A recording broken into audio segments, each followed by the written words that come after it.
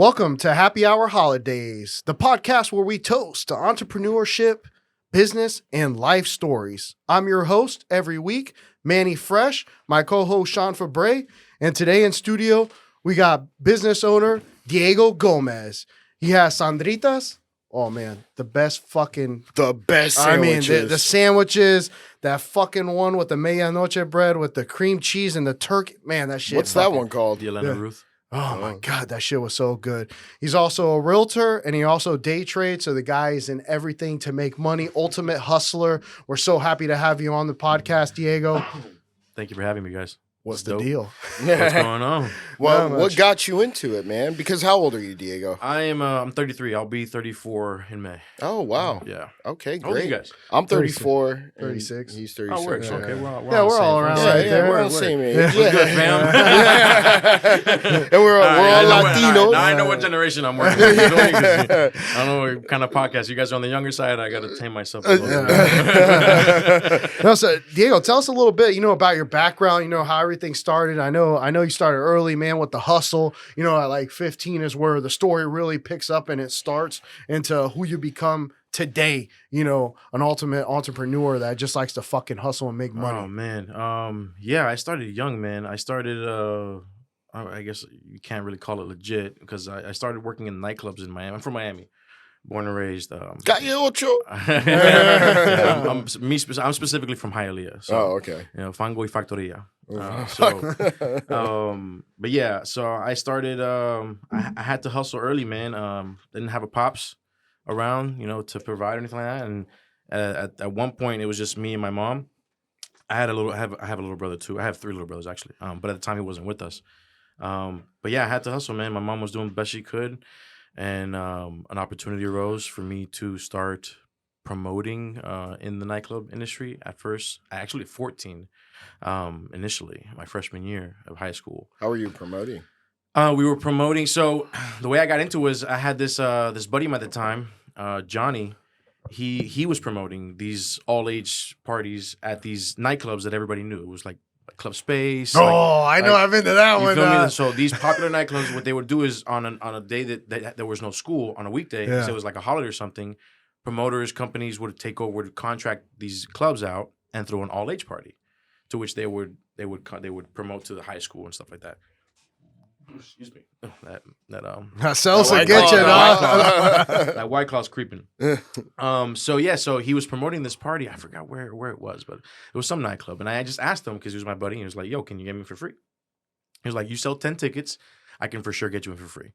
I ended up selling 100 tickets. Oh. So the owner of the company, which was Fantasy Entertainment at the time, he asked my buddy Johnny to speak to me, and we met. His name's Oscar, and he basically brought me under his wing. He's 5 years my senior, so when I was 14, he was 19 already.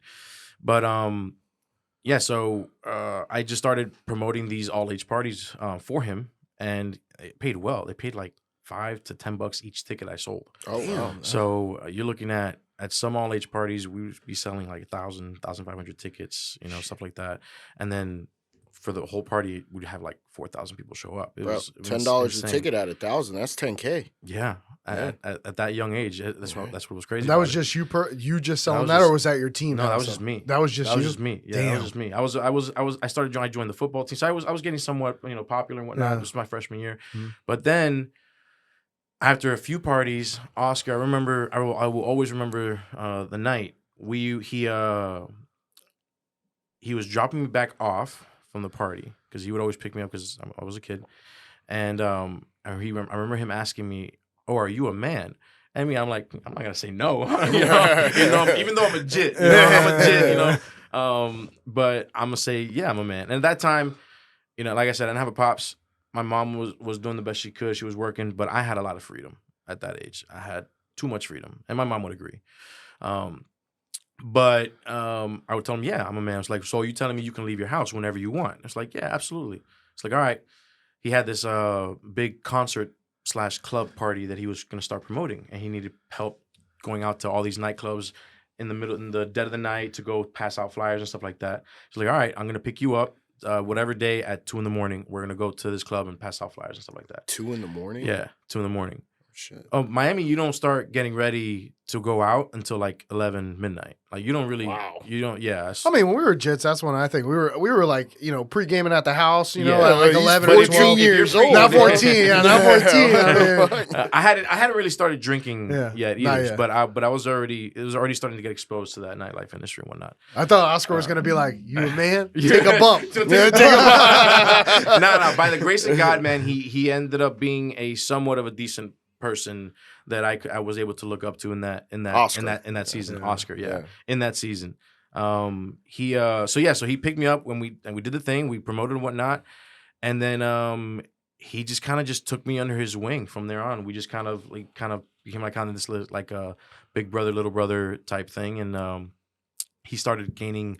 He opened up a new company that was not just for all ages, but for adult nightclub parties, called New Image Management Group. And So was he the owner of the existing one? he was the owner of the existing company, What? Fantasy Entertainment, Yeah. that just focused on like all ages and some 18 and over parties. Yeah. But then he opened up another company that was geared more towards the higher end, more older crowd and whatnot. So, and with that company, he started locking down a lot of contracts. And one of the main contracts was Nocturnal Nightclub. Nocturnal Nightclub in the time was the Club Space's like biggest competitor, literally, because they were literally next door neighbors. They both had after hours, like they both, you could party 24 hours there. Like it was a crazy time in the nightclub industry. Were they in Tampa too? Nocturnal? No. It was No. just Miami. It's Purely? It's just Miami. You're Yeah. thinking Yeah. about something. And this Yeah, is also okay. this is also before like these big conglomerates took over Miami nightclub scene. Like before the David Grutmans and like this is before that. This is when promoters ran the nightclub scene. If you had a good amount of people that would follow you to a party, you had pull in the nightclub industry. It's not like how it is now. Like you literally have to know top dogs only in order to even get into a club. It's a little different from how it used to be. But he nailed that contract for Saturday nights, which is Club Huge. Space's best night. So he took on the competition to for that Saturday night, and it was a 2-year run, so we did it for 2 years. When we first started, I remember the first month. All he had me do, this was a 21 and over party. All right, I'm now 15. Okay. So I'm a little older now. I'm a little older now. Still can't drive. I'm a little older now. I'm 15, but I'm on the verge of turning 16. But it was about like a month or two. He had me working at the nightclub, but just like going to the corner of the street, because if you guys been to Space, that street, 11th Street, downtown, that's where all you have like the 24-hour cabaret across the street, Gold Rush, or now it's 11, and then a bunch of it used to be a bunch of nightclubs on that strip as well. So it'd just be people walking around everywhere. So he would have me pass out these free VIP bands and free skip the line bands, whatever, just to people, just to get them into the party. Mainly and to whatnot. women, right? Yeah. Mainly Yeah. to women, but it was really to like anybody, we're just trying to get people into the door. Yeah. Because he had a phenomenal deal. He had 100% of the door. So any money that came in through the door was his, and he had 35% of the bar. Wow, What? bro? He had a fucking deal, man. Bro, you don't just wait, man. Well, he got And he Wait, was but paying what- Diego 1%. no, but I mean- 35% of the bar. So let's say Club Space is open 24, right? Well, this is It depends. nocturnal. It depends. This It is depends. nocturnal, No, but we right? were competing on their bar sales. Yeah. Oh. So Club Space and Nocturnal, I mean, now it's different. Club Space has gone through like 4 different ownerships since I've been in the industry. But back then it was Louis Puig who was the founder of Space. Shout out Louis Puig. He kind of created the industry in Miami. That name sounds familiar. It should. He's also a DJ, like, Uh-huh. very, very good DJ. I don't even know if he's doing it anymore, but and then the owner of Nocturnal was just, I mean, there's no way to say he's a dirtbag. This dirtbag Russian named Glenn. Just a terrible person all around. But anywho, so he had 35% of the bar, 100% of the door. And full management and full he would basically any labor, like any position he managed. security, bartenders. He staffed them, so he had complete control over staffing. Is what it was as well. So it was a solid deal. Bartenders too. Yeah, bartenders and all. Yeah, they would employ them. They would pay them. The club would pay them, but he was the one staffing. He picked and chose who he wanted and where he wanted them and whatnot.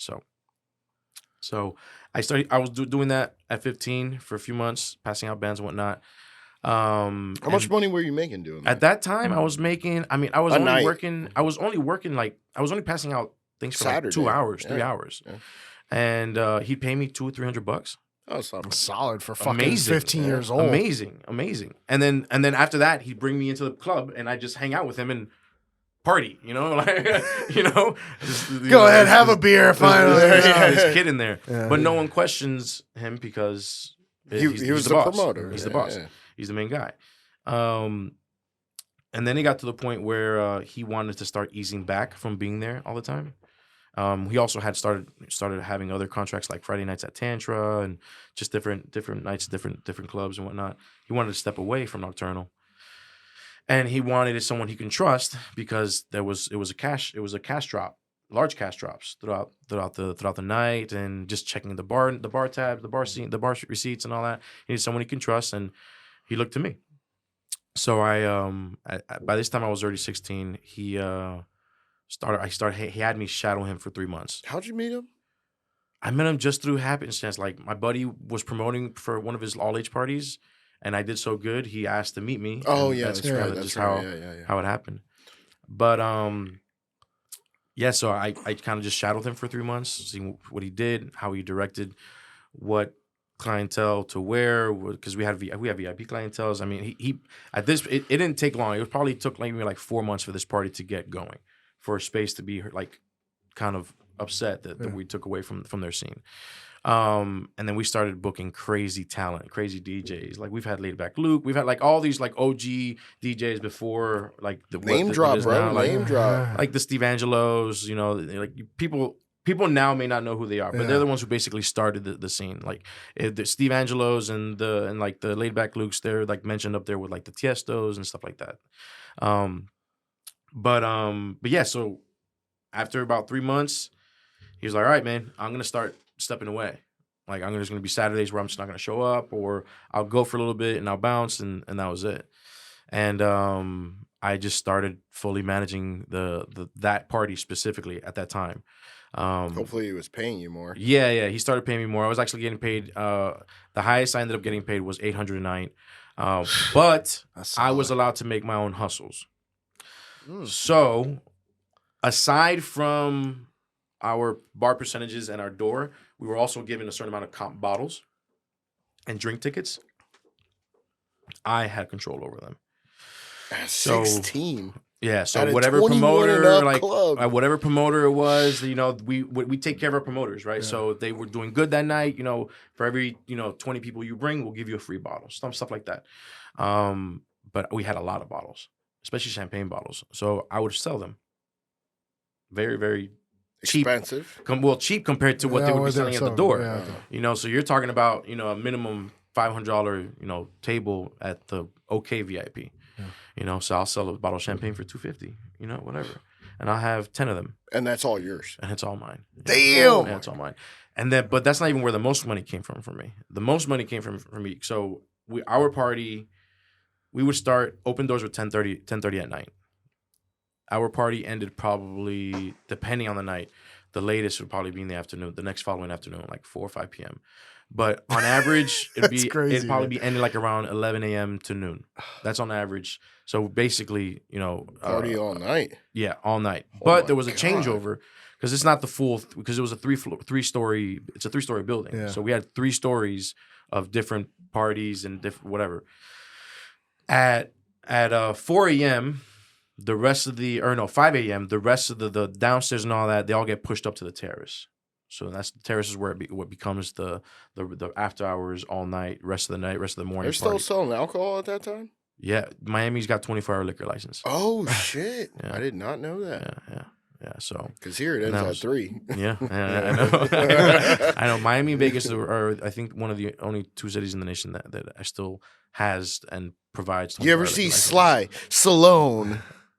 Who? What? Oh, it was the Will Smith Miami. Welcome to Oh. Miami. You caught me off guard. Bienvenido a Miami. Like, have you saw famous people going in there? Or what? Oh yeah, bro. I've seen Scott Storch. I've seen tons of people. Yeah, Actors and shit. It's Miami, man. Yeah. Mostly rappers and like produce. I would say it's mostly on the music side that I've seen. Yeah. Fat but- Joe. Fat Joe, DJ Khaled? Lil Wayne, DJ Khaled, Rick Ross, a lot of Trick Daddy, a lot of the local hip hop artists. Trick Daddy, huh? Yeah, man, absolutely. Trick love the Pitbull, kids. bro. We used to hire Pitbull. We used to bring Pitbull in for $1,200 a show. That's it. To perform 3 or 4 songs at an all age party, bro. And then I tried to book him for an arena concert. How was he that cheap? He's from Miami. He's born. Oh, he's so born he in- was he's from just like, Hialeah. fuck it, I'm going he anyways. No, he wasn't anyone yet. Oh, really? He's popular up in locally. Oh, You feel okay. me? Yeah, So, yeah. bro, Pitbull like has crashed like my uncle's like house parties before. Yeah. Like it's like before anyone who knew this, who knew Pitbull, who before he was Mr. 305. Before We're he was talking Mr. about like Worldwide. early 2000s, right? Yeah. This is the 2004, 2005, 2006. Before he was Mr. Worldwide. Exactly. Mr. Worldwide now requires $300,000 for a concert. Whoa. So, but you get your money back because I mean he fills arenas all around the world. So he's Mr. Worldwide for a reason. He put Miami on the map. So, but yeah. So my the biggest hustle in the nightclub and specifically in that party was it came out to and when we closed down and shut everything down by 6 a.m. it was my door. I charged. And you kept it all. And I kept it all. So that was the time. That was the operation times for Nocturnal, and Yep, then once that was done, once that was done, that was all that that, was Oscar Diego. and the rest of his partners cared about. That's what they Because did. the rest, everyone else is getting pushed up. They just Yeah. want the bar money at that Yeah, point. bro. So the rest, we're not planning on getting a huge rush for that. You just want people getting in there and drinking. People still show up though, right? At that time? Yes, man. At 6 a.m.? I probably made an additional $4 or $5 at the door. What? Easily. Dude, so you would work, I mean, you'd work more than one I made day, I made a but good the amount of money. I fuck, did that bro? for 2 years. And And it was all cash. Where'd all that money go? To your mom's? So Wait. the Before we move on to the story, we'll be right back. Yes. We're going to take an initial break right here. Make sure you comment, like, and subscribe, and listen to all the great candid conversations that we have with all our guests. We'll be right back. With Diego Gomez.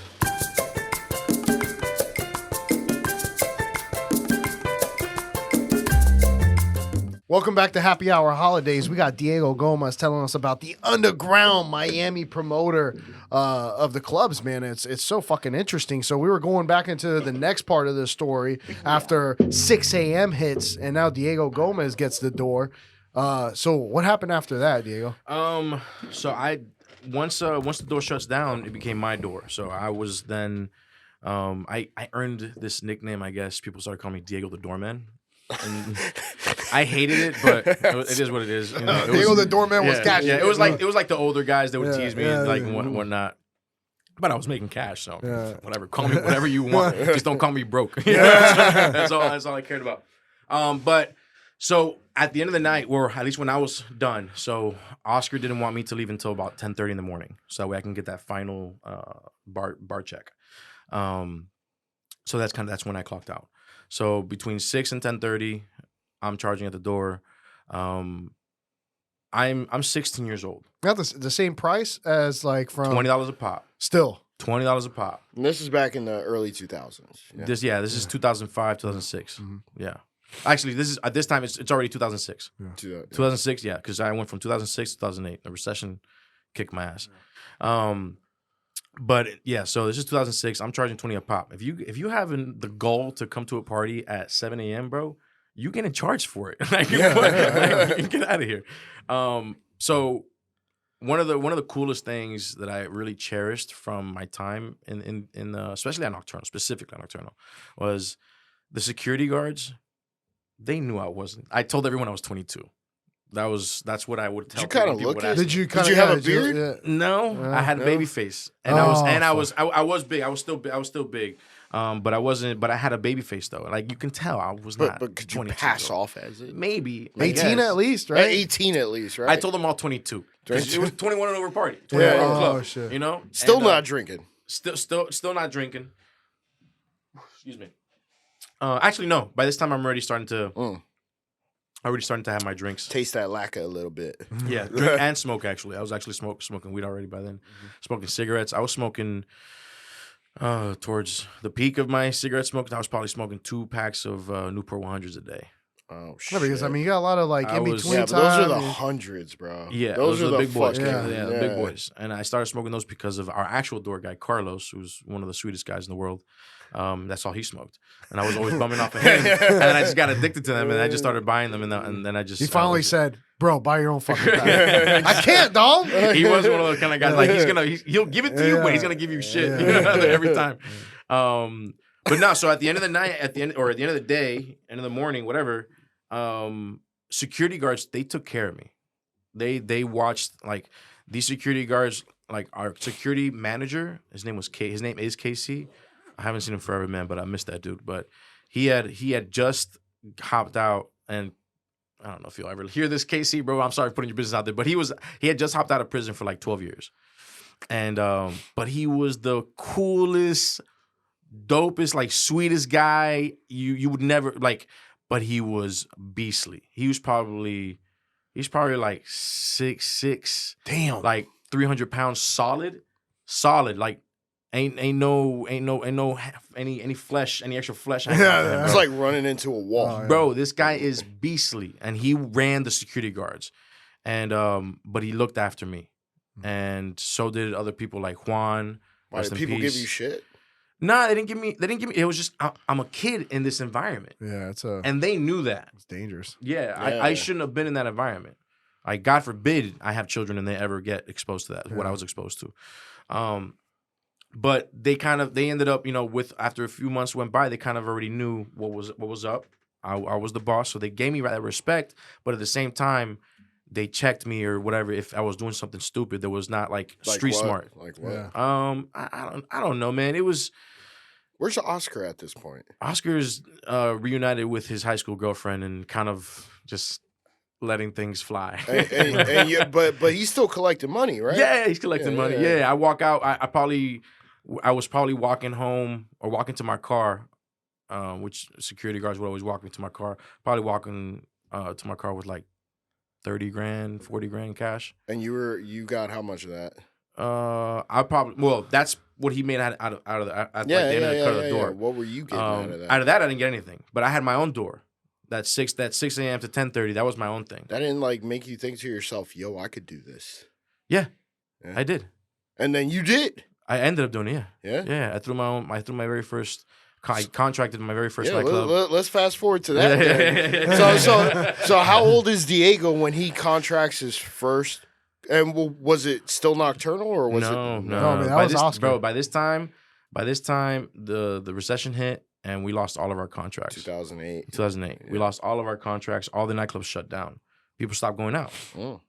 People stopped going Yeah, out. they ain't got money. They got no money. They don't. That's the first thing that goes is a nightclub. They're not gonna. They can't go out there. They can't buy a $15 whiskey and coke. You can't do that. So we lost everything. So he contracted Publix. Well, he's like, "Yo, you want to get into this grocery store? $20. Let's go." Well, it's funny. So like at this point, I'm about to turn 18 when we lose everything, right? Yeah. So I don't know any better.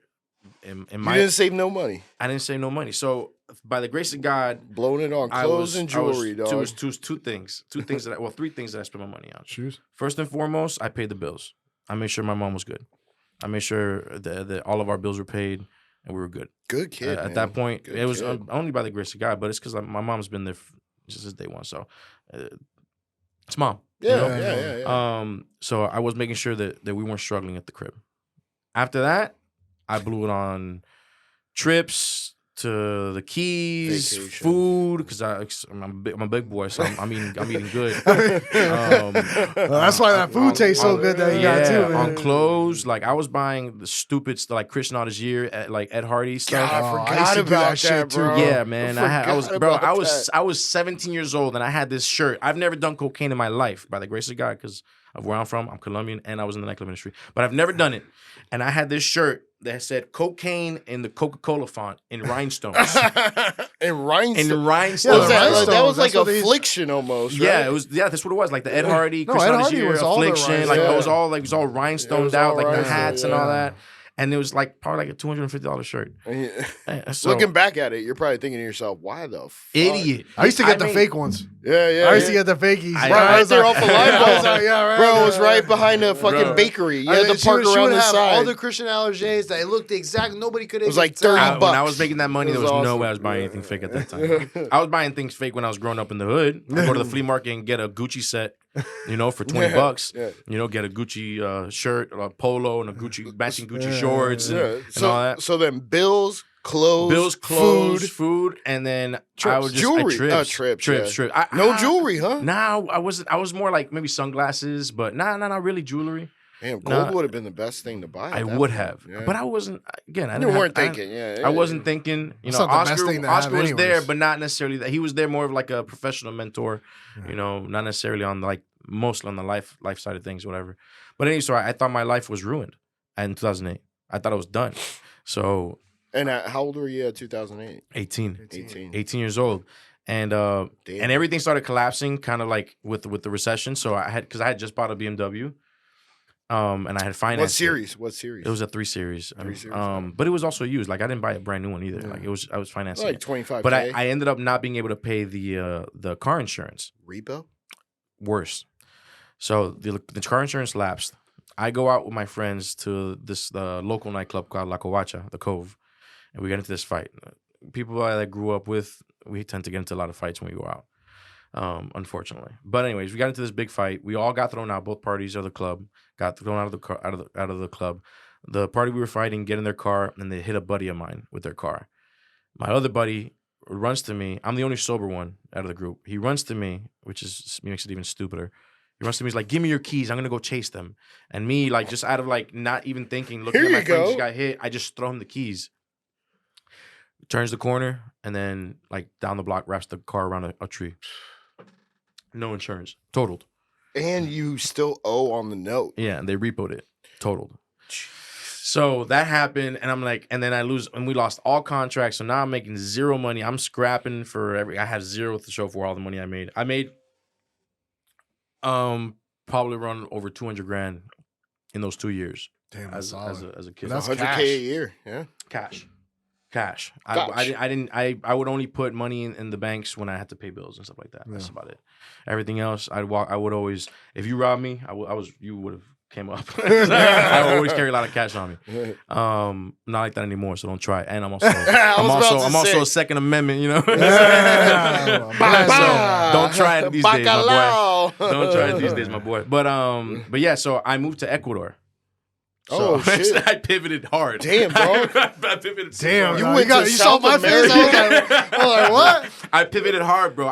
That's South America, right? Yeah, South America. Yeah. Not Central America. No, South America. America, Yeah. So you yeah. have like you have Colombia, Venezuela, Ecuador. Like that's how that whole area there. What the fuck? But because I'm You can also, speak Spanish, right? yeah. Fluently. Yeah. I mean, I okay. would say not as good as someone that's their first language. Yeah. But yeah, But for good sure. enough to live somewhere that. Yeah, speaks yeah, Spanish, for sure, 100%. Yeah. ¿Puede hablar español? Sí, yo hablo una cantidad de español o sea, con todos mis empleados que tengo and also comes out Colombian too. Yeah, it does. But if I'm in a rush or if I get an attitude or I get angry, it comes out Cuban too. So it depends. It depends on what mood you catch me. But yeah, no. So I moved to Ecuador because I had family there, and my life was falling apart. And my uncle, who was living at the time, he told me like, "Yo, if you come out here, you don't gotta worry about nothing, no bills or anything like that. No I'll just shit. pay for you to go to school here." There's a university out there that's partnered with a lot of colleges in the States and whatnot. So I'll pay for your college here and whatever. You What just was it called? Universidad San Francisco de Quito.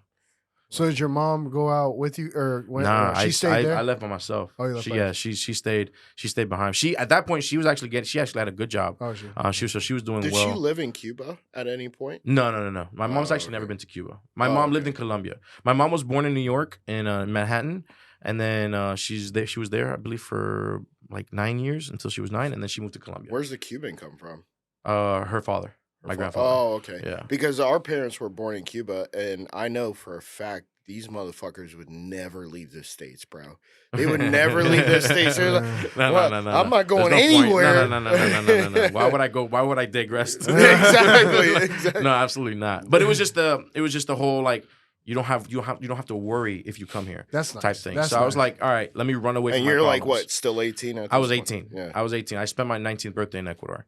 I started working for my uncle down there. He owns a gold mine in Ecuador. Seriously? Yeah, my uncle's good. He's good in business. Very good business. Yeah, he's always been the one that I've like Still kind of alive? looked up to. Yeah, still Shout alive. out your uncle, dog. Yeah. Jamie's the hustler of the hustlers. Jaime. Santiago, as we call him. But no, he's got a gold mine in. It's funny. We're actually because it's my family, but he's actually going to war with some cartel people that took over his mining operation. Like drug cartel? Yeah, specifically the Sinaloa cartel.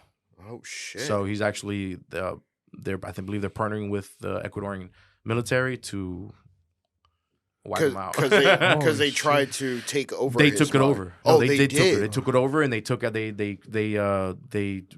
all the employees they had to leave, and they took it over at gunpoint, and they've been holding it hostage for a few months now. No shit. Yeah. So he hasn't had. Oh, this is recent. Yeah. Holy. I don't know if you cow. guys seen all the craziness that's been happening in Ecuador. Like, if you guys seen I anything haven't, at no. all, there was recently these kids that were part of the gang, whatever. They took over the news station. MS-13? News station at the time they were live, like holding people up at gunpoint. Like the cartel's been moving heavy into Ecuador, so Holy it's been pretty cow. crazy over there. That's insane. But yeah, so he's been dealing with gold for a long time. He was actually first in the stock market industry. That's where he first made his money. But then he moved to Ecuador and then got into the gold business. So he invited me out, told me, "Hey, stay here. You can work for me, and you don't have to worry about bills or any of that." So I did that. Started working for him, just doing just admin stuff, whatever. And then he said he was gonna open up an office in Miami. So he said if I wanted to go back, I can, and I'll have a job. So all right, cool. I did that. Still doing admin stuff in Still Miami? just doing basic admin stuff, whatever he needed. Were you getting paid much, or was it? No, nothing. But I was able because I moved into my grandmother's house at the time. So it was just little some change there, just so I can have something, not have to, freak out or anything like that. But that didn't last very long. I think I did that for maybe. Yeah, you probably didn't like it.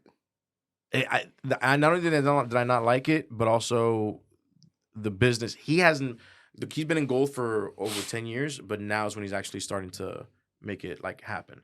So it was just a lot of ebbs and flows in it. So I think eventually he just had to shut it down, shut down what he had. Did he buy the property and then start mining it, or did he buy the mine? He sampled it. So he went around to a bunch of different properties, a bunch of different. It's on a mountaintop or a mountain range or whatever. But he samples the land and then buys it if it's what he wants. Yeah, kind of like Gold Rush. Some of them lease it, and then there's some people that but he actually owns buy it. it. Yeah, But he bought the property. Yeah, he owns it. And I'm assuming land in Ecuador is probably not that expensive. I mean, not as expensive, but if you're buying it from the government and they know why, they may try to take advantage of you. Yeah. It's not. It's a little. Yeah. So you're back in Miami. I'm back in doing Miami. admin This stuff. doesn't work. It's not. Living It's with not your working grandma. out. Living with my grandmother. Now living with your mom for whatever reason. Yeah, it was. Everything was close because my mom had. So the living situation I was with my mom was we were living in her mother's house, which was in South Miami, Sweetwater area. Most of the stuff that I had going on, whatever, were a little bit more north, like Miami Lakes, Miami Gardens, Hialeah, and my dad's mother was in Miami Gardens, which was closer to the area that I was at. And I love her. She's phenomenal. So I lived with her. With her and my grandfather. And then so that didn't end up working out. And then I tried my hand at doing my own parties. So Oscar wanted to get back into it, and Was it 2009 now? Just 2009, yeah. So the first big project that I did with Oscar, and we had a few other people there that helped us out as well. But we did the very first and last, to my knowledge, Spanish alternative rock music concert, or festival rather. So it's at the time they were very underground, but I don't know if you guys ever heard of Cultura Profética. You guys ever heard of them? They're huge, especially in Puerto Rico. What's Spanish alternate rock? It's like Spanish, like reggae, ska, like stuff Is it like like that. reggaeton? No, not reggaeton. Ska. He says the Like stuff that ska, like what you used to reggae, listen like to. that type of stuff. Well, but I didn't know Spanish. there were Spanish versions Yeah, of it. yeah. So if you guys listen to Cultura Profética, they're phenomenal. They're one of the greatest bands ever. But they were our headliners. A few other people. You guys are not gonna know. Amigos Invisibles, bunch of other people. But we slammed that concert. We had 5,000 people in attendance. So it was, you and Oscar. yeah, it was phenomenal. So did you guys split it 50-50, the ticket sales? Or? It was me and him split it 50%, and then the rest split with the rest of the partners. So I made a cool 15 grand off of that. Oh shit, Chilling. bro! You're making chunks of change. Yeah. It, Yeah, but nothing to show for it. It took me a while to that's figure kinda out what the what I was money getting at situation. there. Yeah. Yeah. Nothing to show for it. Well, they don't really educate us in school about Bro, finances. I come from you know? the trenches in Miami in Hialeah. Yeah. Like I didn't like no one taught me. My old boy wasn't there Yeah. to teach me how to manage money. Like I everything that I've learned has been solely by the grace of God, self-taught. I know. Yeah, For that's everybody else too. I That's mean, actually unless they also have mentors. unfortunate when you think about It it. is. Yeah. It is 100%. Because of the amount of money you made at such a young age. Oh man. And to squander it I instead look of back- buying real estate. Yeah, exactly. Something, bro. Like you know, an appreciation. If I would appreciating have held asset. on to the cash in those 2 years prior to the recession, I could probably be You could worth probably hundreds of millions right now, I know. just scooping up the cheapest real estate Yes. in Yes. 2012 when it bottomed out. Yeah. But I didn't know that. Yeah, I didn't I know. know that. That's- I mean, and you know, wow. and the majority of today's billionaires and millionaires were made from that recession. Yes. So yes. now that I know that, I've taken that in mind. So it's a lot different now. All right, and we'll be right back, man. I'm freaking so intrigued with the story. I can't wait to hear the rest of it. We'll be back to Happy Hour Holidays. Like, comment, and subscribe. Check us out on all the major platforms. Really appreciate everybody tuning in. We'll see you back here in a second, Holidazers.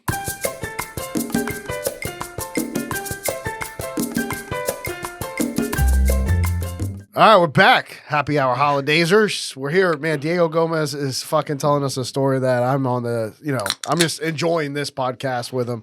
And Yeah, we're we've only right- gone from 14 years old to 19 years old. And I'm like fucking sitting This here guy's like 33, I don't need bro. to say anything. So Hey, you guys said if you guys are rambling, if you're rambling. Hey, no, keep going. I know it's Keep fucking going, awesome, bro. I got All right, man to so talk about. Where'd we leave off? Yeah, so we're doing this last like alternative Spanish with Oscar. You guys Yeah. did Yeah. well on this one. Yeah, I decided.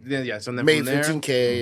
Yeah. from there, I started to try my hand in the nightclub industry again. So I did. There was this new this old school club called Sweet and Snatch. It was a very very high end Swingers Club. No, it was a nightclub on South Beach. It had a downstairs and an upstairs. So it was the Snatch on the bottom, Suite on top. So it was two different clubs, but same owner. They just branded it like that. But they closed down, and a new club had opened up under a new ownership, and I went in for the kill. We went to go. I went with Oscar, and then looking back, I realized I didn't need Oscar, but I kind of wanted him for the. Well, he helped you out so much. Yeah, but looking back, it's like, man, it was not worth it to have him there whatsoever. But yeah, so him and I met with the owners, and they gave us like a trial run because they were about to rebrand again, and we killed it. And excuse me, that's the seltzer right there. And then they rebranded, and they allowed us to present the new rebranding and all that. So it was pretty cool. It was Lux Miami Beach, Lux Miami Beach. Yeah, it was a beautiful club, beautiful club, and that was the very first party that I threw, and was like a sole partner of. So it was pretty nuts. It didn't last very long, unfortunately, because the owner was also a scum. Nightclub owners are usually scumbags. That's what it's kind of People sounded have kind of like. realized that. That's But, kinda what it sounded but like. yeah, this is the kind of guy that he would try to tell the DJ what to play because he's in a VIP table snorting coke with some models or whatever, and trying to sound ruin the that party type. Yeah, he was a dirtbag. But anyways, Cocaine and hookers, my friend. we ended up having some big issues to where they actually tried to rob me of my night because I had 100% of the door. and I had 20% of the bar. So I also had a good deal. But it was a lot smaller too. It wasn't as big as Nocturnal. Nocturnal was able to hold like 3,000, 3,500 people. So how many people was 800. 800? Oh, yeah. 800. How much were you charging at the door? $20 minimum. Damn, so $1,600 right there. $20 minimum. So. Or is that 16,000? 16,000. 16,000. Yeah. But the drinks were more expensive because we're on the beach now. Yeah, that's what I figured. I was We're on like, South Beach. make it up So on bottle the specials, all that. You know, they're way more expensive too. So the margin's a little bit better. Yeah, we had some issues, and I was able to finesse my last night, and take my door, and whatnot. And I think that kind of just put a final bad. Actually. Well, yeah, that was kind of like the final straw for the nightclub industry for me. That was like, all right, I'm kind of done with this. He tried to take the bar, right? He didn't want to give you the bar. Well, they tried to take over the whole night from me after I had built it up. So they, even though we had a contract, they weren't trying to honor it. So they were trying to literally my last night there. Thankfully, I had my own cashier and my own door person and whatnot. So once I heard that from another promoter that they were going to try to just take over the door and kick me out. Literally, that's what they were trying to do. They were going to try to just steal the money out of the register. Who was coming up with your contracts? Was it a lawyer or was it just something? I think it was just some bullshit, bro. Yeah. I didn't hire no lawyer. I'm still a kid. Yeah, bro, making $16,000 at the door. I did everything on my own, man. Everything on my own. Matter of fact, to this day, I still do my own contracts, but now I'm a lot more knowledgeable on Rocket lawyer, at least, bro. Rocket lawyer wasn't around then. No, I know. Yeah. But yeah, so that ended. But it was just kind of like what broke the camel's back, because I also had another party that I totally forgot about. But this was it was at this place called Heathrow. It was also on South Beach, but this was like a nasty club. So on the beach, it's only 21 and over. You're only allowed to have 21 and over parties on the beach in South Beach, or at least then. I don't know if it's the same now, but I was throwing an 18 and over party. So we had ATF raid us and everything. So it was bad. So that kind of put a sour taste in my mouth for the nightclub industry. And then when this issue with the nightclub at Lux happened, it was just like, all right, I'm done. I'm over it. So now you're transitioning out of promoting. Yeah, now I'm transitioning out of the promoting, and my uncle at the time was a general manager for a hotel. So you got an uncle who owns a gold mine, and an uncle who's a general manager at a hotel. Blood uncles. These are not just some uncle that I know. Yeah, these are blood uncles. Blood uncles. Yeah, blood uncles. Yeah. And he asked me, he's like, "Hey, do you wanna join our team? I'll put in a word for you, and we'll bring you in as a marketing manager." I was like, "All right, cool, let's do it." It's like, "All right, but you're not my nephew." I was like, "Okay, all right." And me and him, like, we so the look last very name similar. was different then. Yeah. His last name is Ray. That's your mom's brother. That's my mom's brother. Yeah, my mom's brother. But they brought me in. I told them that I was just out of college and blah blah blah whatever. At this time I was 21 already. And they brought me in. So I started, they brought me in, but they didn't bring me in as a marketing manager. They wanted to bring me in as a food and beverage director. So they ended up bringing me in for that instead. That's a lot of fucking work, man. Food and beverage Dude, director. it was, especially with an owner, like, because this wasn't like a Hilton or it was a private hotel. Yeah. And the owner. What was the hotel called? It was called Kendall Hotel and Suites. It's not there anymore. They demolished it already. But it was a huge hotel. It had 3 different buildings. It had 2 buildings dedicated just that it was. I think it was. How many pools? One massive pool. One massive. One. It was like one big all courtyard. 3 buildings. Yeah, because it was like the main house where you check in. Then you had one big building and another big building, and then right here was a courtyard with the pool and all that stuff. That how long did I do that for? From 21 to 23? Yes, actually, to 21 to 22.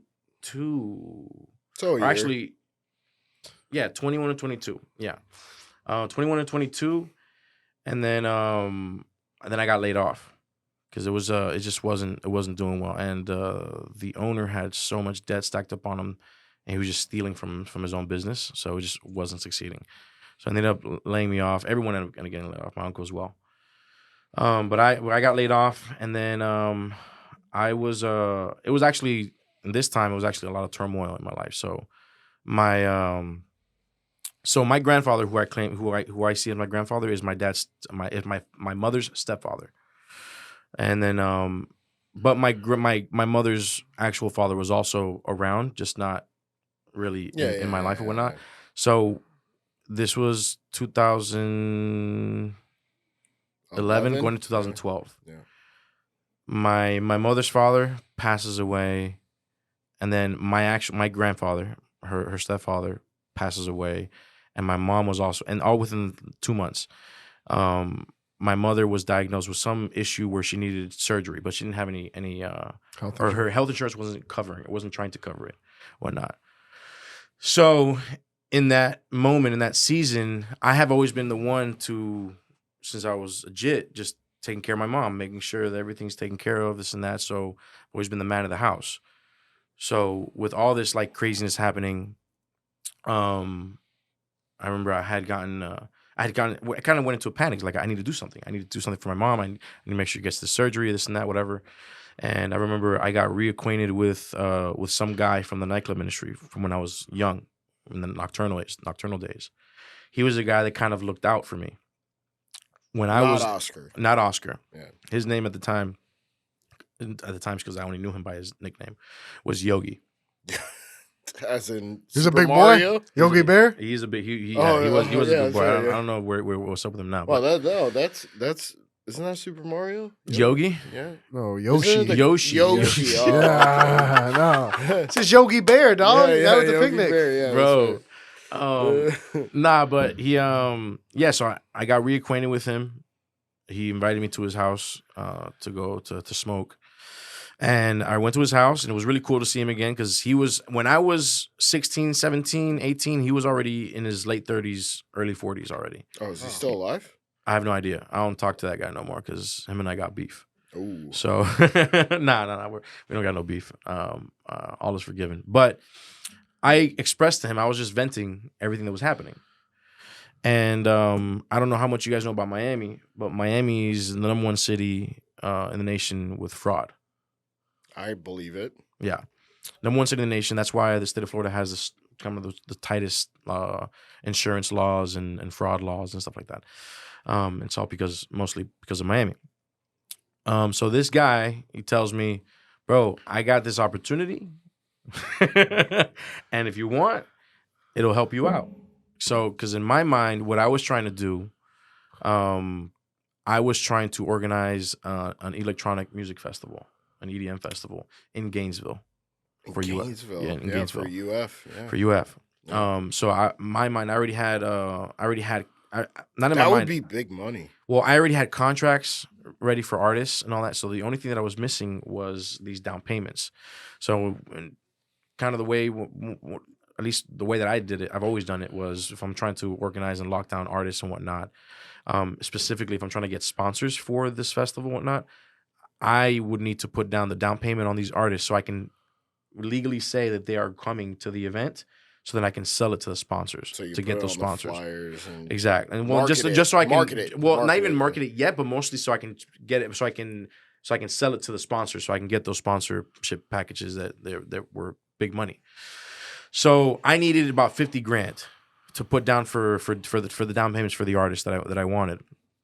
I already had contracts laid out, and I was ready to go. Can you name the artists that you wanted? I was trying to get people like Laid Back Luke, Robbie Rivera. I don't think people are really gonna know who they are now, but back then they were trying to get Pretty Lights, or what do you mean? Pretty Lights? No, not Pretty Lights. But it was I was also trying to get like people like J. Cole, who weren't very big at the time. Deadmau5? No, Deadmau5 was huge at that time. Bro. He's probably been like $150,000 at that time. Yeah, he was big money, but it was a well curated lineup for artists that Odessa? I knew was gonna. No, Odessa. I didn't even know who Odessa was until like 6 months ago. Oh shit! I don't even know who they are right now. I don't even know. Odessa is somebody new. I'm assuming. I never knew who they were back then, or he was, or whatever It is. I don't know. It's a one DJ, right? One guy. Yeah. All right. Yeah. So, anyways, he had a good. yeah, I had a good lineup, whatever. Lineup, So he yeah. told me, like, look, I got this opportunity. If you want, I can get you the money for the money you need for your festivals. Like, all right, bet. What is it? He told me he had this buddy that was getting a divorce, a rich guy, and he wanted to stash cash away from his wife. So he said that if he can get all my information, all my social, banking information, all that stuff. You didn't fucking fall for Bro, this, bro. I'm telling you, man, when you raised without a father, bro, you halfway dumb. So, I'm fucking... listen. So Diego. but this is not just some guy. This is a guy that Let looked me after get your me. birth certificate too, dog. Well, this is the reason why. This is the reason why he wanted it. Because what they were gonna do, what the plan was, that he was gonna deposit a bunch of money into my account. I would take my cut, and the rest I would take out and give back to him in cash, so he can hide it from his wife. That was the goal. So to me, in my mind, all right, that's messed up. It's unethical, but it's not illegal, That's how all scams are. bro. I wouldn't know. I didn't know any better. This is guy a got scammed that way when he sold his rims, bro. Hey, listen, I'm gonna Western Union you $5,000. You keep the rest. And bro, that's exactly what you're describing. But you gotta understand, man. this guy, he was like if a security guard, like with security guards that took care of me. Like he was one of those guys that took care of me, and I was legit. He looked after me. Being in the nightclub industry, he told me what not to do, what to do, and he oversaw the VIP. So he always knew like the big rollers and stuff like that. Always so never trust, always verify. No, don't even listen to this guy. He's not street smart at all. He would fucking fall Well, I apart. mean, in 2 I've never been seconds. scammed. And we can't even listen to the fucking I've story never over been here. scammed. Because this guy interrupts more than fucking 50 times a day. I've never been scammed. Can we listen to the Yeah, story? that's the only yeah. time I've been scammed. So let me just put it Yeah, that way. that was my one time I've been I took scammed, a big and that hit, was though. at 21. But it so took a big give me hit. a break. I took a big hit though, because so what ended up happening was, so the reason why they don't want information is because they wanted to be able to see the cash in my accounts. Yeah. Right. So they wanted to make sure that I wasn't lying. So I said, oh, it's not there, whatever. So I gave it to him. I gave him my social and my banking login information. I gave him all that. And 2 or 3 months go by. I kind of forgot it. I was like, it's not gonna happen, whatever. And he gives me a call. It's like, hey, we just made a deposit in your account. Go ahead and check it out, and you can start withdrawing whatever. I was like, all right. I went to the teller, and I probably never had more than maybe like $2,000 in my account at once. I asked for a balance, and it was for 40, and I had 45 grand in my account. I don't know where from one day to the next. Mind you, this is also a student checking account. Oh, wow. So I had no money coming to this account. All of a sudden, I had 45 grand into this account. So you already know red flags came up on in the banking system. Again, I don't know any better. I'm like, all right, cool. How much money can I withdraw? Because I mean, I'll take it all right now. I was like, oh, you can only take out 10 grand at a time. I was like, okay, give me 10 grand. Give me 10 grand. It's like, all right, I'll go to another branch now. Take out another 10 grand. So I started doing that. He told me that they were going to deposit of like another 50 grand, and then that check would be mine. And then the rest that was deposited after that, I'd have to give back. I was like, cool, let's do it. So I met up with him. I think I was able to take out, before meeting with him, like 25 grand or 30 grand. And then the next day I was planning on going to the other banks and redoing it again. I went to a bank. I gave him, at this point I already gave him like 30 grand or whatever. Why are you withdrawing it though? He needed it for the Needs to be cash. Oh, yeah, that's right. I need to be given. 50K. Yeah. The 50K I would have just stayed in my account, but I need to give them back their money in cash. Yeah. That was the deal. So so he I gave him like 25 grand, 30 grand, whatever, and the next day my plan was to go to more branches and withdrawals. It was Sunset Bank, which I'm not allowed to have an account with anymore. But I went to a bank. This was in like South Miami, and they told me, "Oh, your account's frozen. It says that you need to go to the original branch you opened your account at." I'm like, "Okay, whatever." My car was broken down. The car that I had at the time was broken down, so I asked him to come pick me up and take me to that branch. He picks me up, takes me to that branch. I started feeling something in my stomach, and we'll be right back. Don't bust that nut yet. We'll be right back. Like, comment, and subscribe, and we'll be back in a second.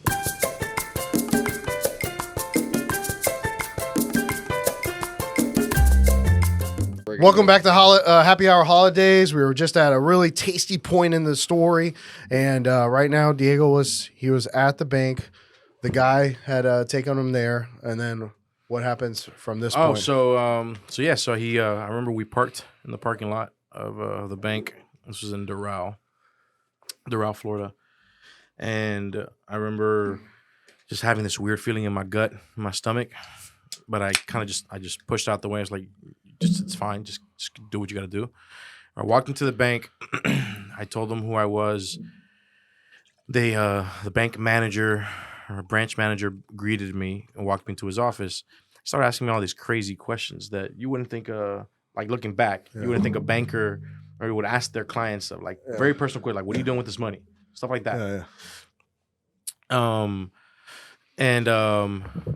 Just long story short, they ended up he ended up having me on, like, there was like the fraud division was like on speaker, just listening to the whole conversation. And I was just telling him, I need the money because I'm going to Vegas and I'm gonna go gamble, like, just making up my own story, like it's none of your business, whatever. And then I remember seeing a cop car pull into the parking lot.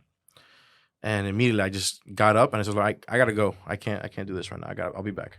I started walking out towards the front of the bank, and the cop got off his car, started walking towards the door of the bank. I held the door open for him. He walked through. I kept going, and I remember telling him, please don't call me back. Please do not call me back. And then I took a few steps and, hey, come back here. Brought me in, started telling me that the checks that were deposited into my account were fraudulent, that they were forged, and they were from a business out of Atlanta. And started asking me all these questions. And at this point, like, I have no idea what's really happening, because that's not what the story that I was told. And then they asked me about this guy, and at that point, I realized how stupid I was, because I only knew him by his nickname, Yogi. And I felt very, very dumb. But long story short, basically, they caught up to him. We both ended up in court. He somehow, some way, was able to walk away scot-free.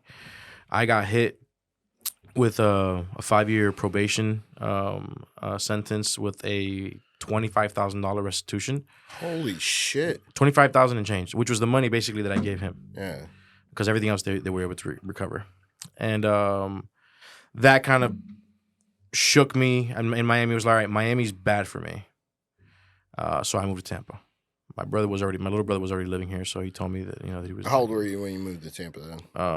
22. 22. Yeah. Damn, 22. We're still only to 22. Yeah. 14 to 22, Yeah. bro. This is only 6 years of your life, bro. Yeah, it's a lot. That's a lot, crazy. Man. Then I got to Tampa, man, and in Tampa I started working as a multi-unit location supervisor for all the USF dining halls on campus. I was for the Embark Corporation, and that's where I kind of work for Embark. Yeah, I did at the aquarium.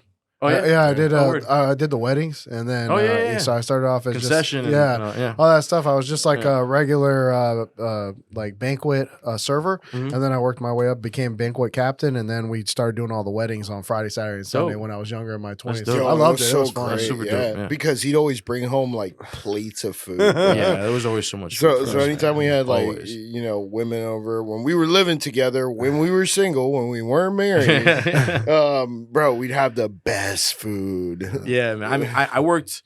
I managed basically where they sent me where there was an issue in a location that needed to be like rectified. So I would go in there, I would troubleshoot what the issue is, whether it was like employee training or manager issues or some type of systemic issues, whatever.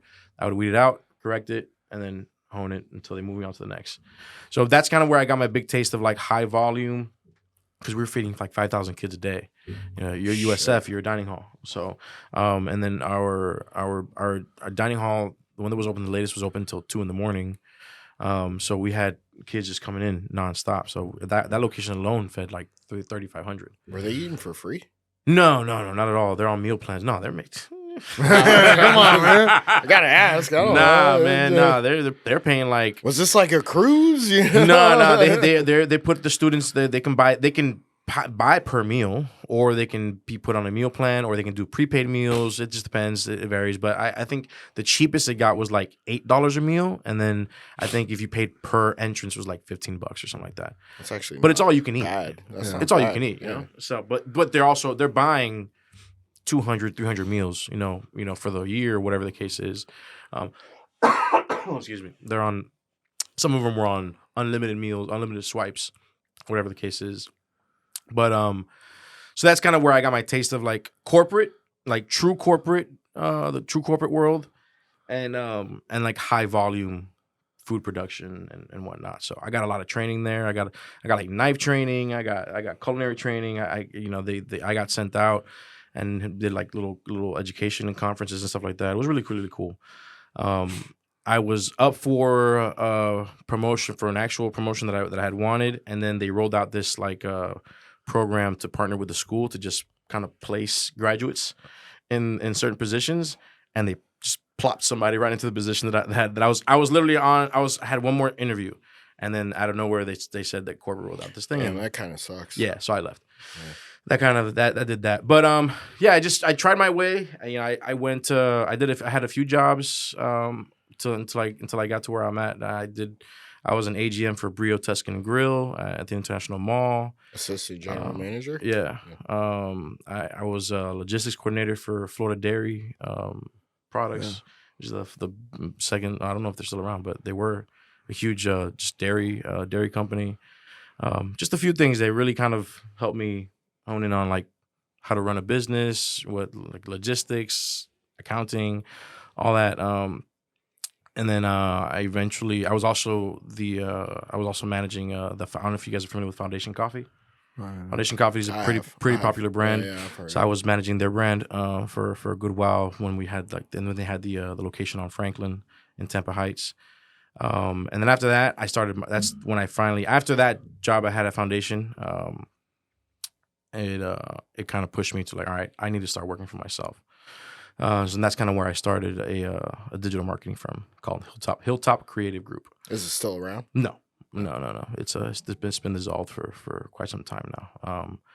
But that I didn't know. I've known marketing. Marketing is something I've always been familiar with. I know how to market because promoting is marketing. Correct. Yeah. So I've understood what this target audience wants and how do I communicate to that to them, to draw them into my product or service, whatever it is.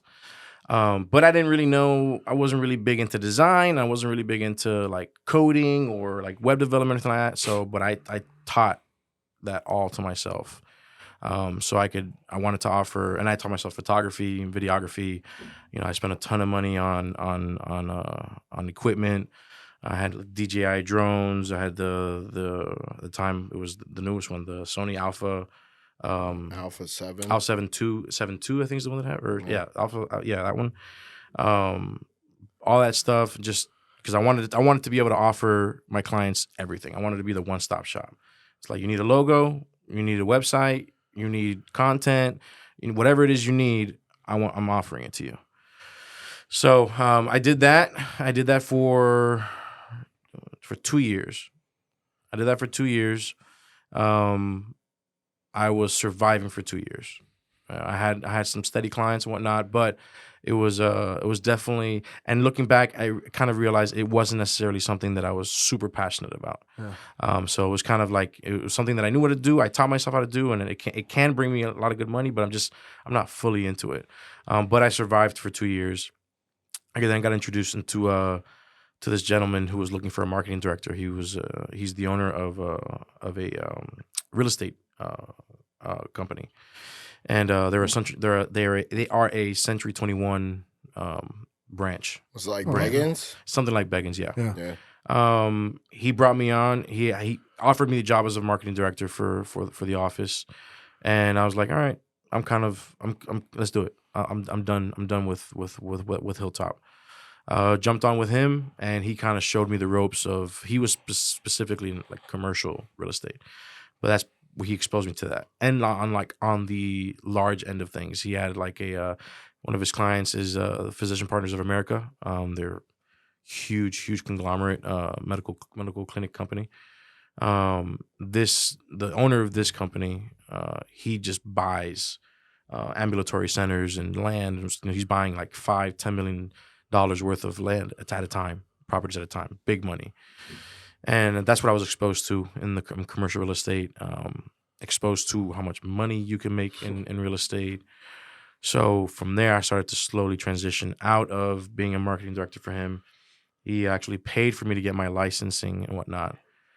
He wanted to hold me in-house as an employee, but it wasn't matching up with like the money that I could make as a licensed realtor. So I was like, I'm sorry, man, that doesn't make sense for me. Yeah. I want to continue to progress. So I separated myself and I just jumped into real estate. I just said, screw it. I'm back into it on my own. And I jumped in, and this was right at the lockdown. 2020. Yeah, whenever the moment things started shutting down. 2020. Yeah. March 2020. Yeah, actually, because I had a little interim job in between. So I left the real estate company as a marketing director. I had gotten offered this really cool job as a hotel consultant or auditor. And they were flying me out to these 5-star hotels to experience them and audit them. I would get free drinks, free food, free stay, free flights, and all. Everything gets reimbursed, and they paid me a salary. That sounds more than a job. That sounds awesome. Hey, bro, let me tell you something. Vacation. It was phenomenal. It was phenomenal. Why the fuck did you leave that? They were poorly ran. They were poorly ran. And I'm grateful I did, because when everything shut down, they made everyone get their own ride home. What was the hotel chain? It was multiple. It was all different types. I would go to a boutique. I went to like the boutique hotel in Dunedin. They just recently rebranded. It's a beautiful hotel. Mm-hmm. I think it's one of those like Hilton or Marriott signatures. So you go to like an A-loft almost. I've been to A-lofts. I went to the Ritz-Carlton in Orlando. Yeah. I went to that one's nice. Yeah, it's beautiful. Yeah. Oh my gosh, it was crazy. The one with the golf course, right? Yeah, and they don't just and I don't just get like a regular room. They put you in like the suite. They don't give you the penthouse, but they give you a suite. Like, they know why you're there, though, right? The people that had the upper management does. Oh, the people do not. Yeah. The hotel doesn't know. I'm logging in some, and depending on which state that I was in, I could record like my initial like interaction with like the reception or whatever the case is. Some states don't allow it, so you can only just record audio. But they want you to go in that depth. So I was auditing a lot of these hotels. I audited the golf resort here. What's the big one? Stream Song.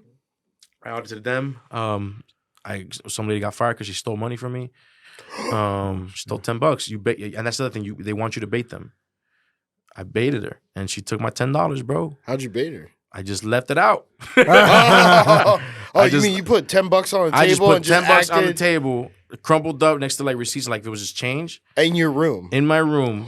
Took a picture. I have to record the whole process of it. And they took it? And she took it, yeah. It's never trust fucking house cleaners, bro. Yeah. Or not house. Yeah, housekeepers. It was a housekeeper. Housekeepers. Don't trust nobody. Period. Yeah. I'm a prime example of that. But yeah, so I had that job, and then I really wanted to jump in full-time real estate. They were a poorly ran business, and I was ready to do stuff on my own. And literally, I quit February of 2020. So it was literally right. The shutdown was in March. Yeah. So I was like, oh great, everything's shutting down. But to be honest, it ended up being better for me. Like for me, real estate was real estate market was fucking crazy, booming. Man. Crazy, especially since what I was doing what most realtors don't do, and I cold call. Yeah. I call people. None of them do that. I just FISBOs, just for sale by owners. I just give them a call, and that's how I made my sales. When did you open up Sandritas? I opened up Sandritas. And who is Sandrita? So Sandrita is my mother. That's her name? Her name is Sandra. Oh, okay. But it's like a term of endearment. Yeah, it's just like, for me, like, my name's Diego, and then my mom will call me Dieguito or something like that, Sandrita, like my grandmother calls her Sandrita. One of my close friends, Liz, calls her Sandrita. So is it her food? Is it her food? Yeah. Did she make up those sandwiches? We're coming on 4-5 minutes, so that's the only reason I'm trying to get. I figured as much. No, she's so yes and no. I mean, we came up with a lot of that together, like the recipes, and whatnot. But a lot of the stuff is kind of how I was raised eating, like the arepas. her mom made them for her and for me as well. That's how I was. And the arepas are more Colombian, right? Arepas are Colombian, yes, from our Colombian side, and so those are and they're handmade. My mother makes them handmade. Who came up with the medianoche with the cream cheese and the? So that's a popular sandwich from a Cuban socialite. It was invented in Havana, in Cuba, in the 1920s. Her name was Yelena Ruth, R-U-Z. She would always order this sandwich off menu at this restaurant in Havana, and the chefs got tired of it, so they just slapped it on the menu. So once they slapped it on the menu, it went like wildfire, it spread, and it got super popular. And then after Fidel took over and everyone fled, or most people fled Cuba, or lost them. She came to Miami and brought the sandwich with her. And it's that right now. So right now, from what I've seen, you could only get that sandwich at my shop or in Miami. I've never seen it before. I do know someone that does like a rendition of it, but ours is like the traditional version of it. So we're like 100% Cuban, bro. I've never seen that sandwich. Well, I would say 100%. I mean, we were born here, but both of our parents are. Well, both of our parents are. Y'all are as much Cuban as I am Cuban. Like no, I'm not. Our parents are both from Cuba, different sides of the island. Oh, Benny, you're more Cuban than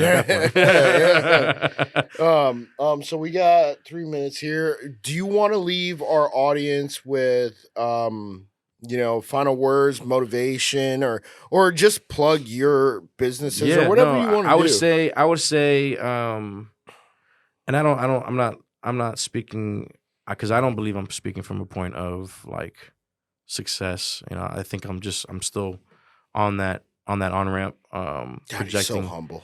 I mean, no, and honestly, and anything that I do have and anything that I have going for me, everything that I should have gotten but didn't receive that would have hurt me, and everything that I have received that I don't deserve, it has come solely from the grace of God.